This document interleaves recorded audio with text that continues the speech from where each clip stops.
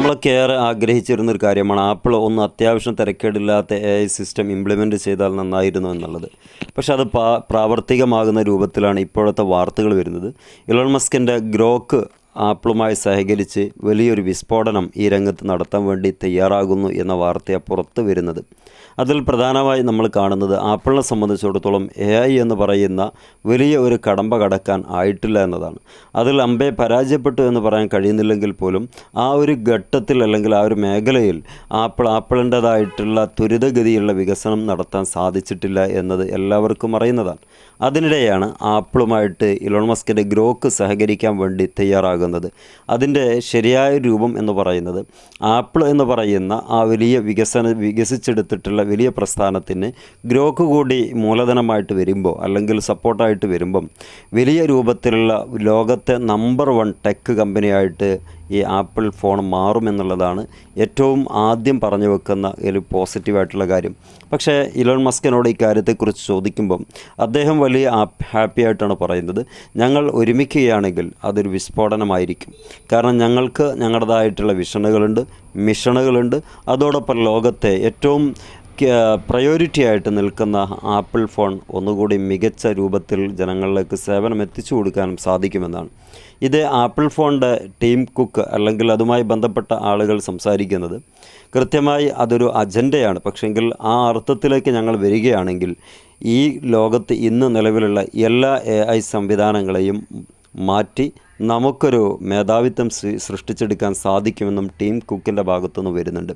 ചുരുക്കത്തിൽ ഇത് വലിയ ഒരു ചവിട്ടുപടിയായിട്ട് മാറ്റത്തിൻ്റെ തുടക്കമായിട്ട് ആപ്പിളിനെ സംബന്ധിച്ചിടത്തോളം കീറാമുട്ടയായി കിടക്കുന്ന AI സംവിധാനങ്ങളെ വലിയ രൂപത്തിൽ ഉപയോഗിക്കാൻ കഴിയാതിരിക്കുന്നിടത്തുനിന്ന് വലിയൊരു മോചനമായിട്ട് ഈ ഒരു കൂടിച്ചേരലിനെ അല്ലെങ്കിൽ ഏറ്റെടുക്കൽ, കലറൽ അല്ലെങ്കിൽ ലയനം ഇതൊക്കെയായിട്ട് ബന്ധപ്പെട്ട് ആപ്പിളിൻ്റെ മേധാവിത്വത്തിലുള്ള ആളുകൾക്കും ഒരു ആകാംക്ഷ കൊടുക്കുന്നുണ്ട്. പക്ഷേ കസ്റ്റമർ അല്ലെങ്കിൽ ഉപഭോക്താക്കളെ സംബന്ധിച്ചിടത്തോളം ഈ ഫോൺ വാങ്ങിക്കുന്നതിൽ ഏറ്റവും കൂടുതൽ പിന്നാക്കം നിൽക്കുന്നത് സാംസങ്ങിൽ കിട്ടുന്ന, വിവോയിൽ കിട്ടുന്ന, മറ്റെവിടെയെങ്കിലും മറ്റ് ബ്രാൻഡുകളിൽ കിട്ടുന്ന AI സംവിധാനം ആപ്പിളിൽ കിട്ടുന്നില്ല എന്നതാണ്.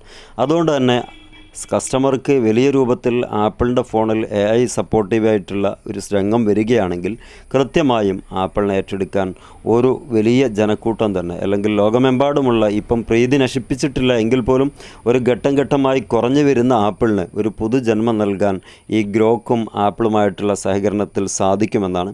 ഇലോൺ മസ്കും അതേപോലെ തന്നെ ടീം കുക്കുമായി സഹകരിച്ച് രണ്ട് കമ്പനിയായിട്ട് എല്ലാ ടെക്നോളജി സംബന്ധമായിട്ടുള്ള AI സംബന്ധമായിട്ടുള്ള എല്ലാ കാര്യങ്ങളും ഈ ഗ്രോക്ക് കൊടുക്കുകയും അതിൻ്റെ ആപ്പിളായിട്ട് നിലനിൽക്കുകയും ചെയ്യുന്ന രൂപത്തിലോ അല്ല എങ്കിൽ ഗ്രോക്ക് ആയിട്ട് ബന്ധപ്പെട്ട എല്ലാ മേഖലകളിലും ഇലോൺ മസ്കിൻ്റെ ഇടപെടലുകൾ നടത്താൻ വേണ്ടി സൗകര്യം ചെയ്യുമോ എന്നതിലൊക്കെ തർക്ക വിഷയങ്ങളാണെങ്കിൽ പോലും പണ്ടൊരാൾ പറഞ്ഞതുപോലെ ഇലോൺ മസ്കിനെ അതല്ലെങ്കിൽ ആപ്പിളിൻ്റെ കമ്പനിയിലേക്ക് എടുത്തു കഴിഞ്ഞാൽ ഒട്ടകത്തിന് കയറി കിടക്കാൻ ടെൻറ്റ് കൊടുത്തതുപോലെ ആകുമോ എന്നുള്ള ഒരു രൂപത്തിൽ ആപ്പിളിൻ്റെ ടീമിനും ആശങ്കയില്ലാതില്ല.